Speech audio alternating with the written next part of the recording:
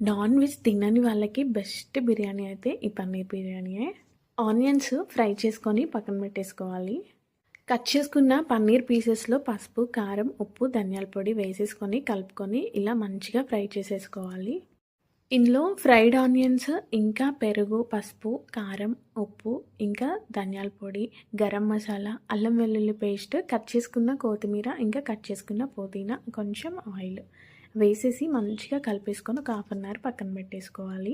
మరుగుతున్న వాటర్లో చూపిస్తున్న స్పైసెస్ అన్నీ వేసుకొని ఒక గంట సేపు నానబెట్టిన బాస్మతి రైస్ని మంచిగా ఒక 90% కుక్ చేసుకున్న తర్వాత మనం కలిపి పెట్టుకున్న మసాలా మీద వేసేసి ఈ రైస్ అంతా, ఇంకా దానిపైన ఫ్రైడ్ ఆనియన్స్, కొత్తిమీర, పుదీనా, ఇంకా నెయ్యి, ఇంకా కొంచెం ఫుడ్ కలర్ వాటర్ వేసి మూత పెట్టేసుకొని 8 మినిట్స్ లో ఫ్లేమ్లో పెట్టేసుకొని ఒక 15-20 మినిట్స్ తర్వాత మూత తీసి చూస్తే పన్నీర్ బిర్యానీ అయితే రెడీ అయిపోతుంది.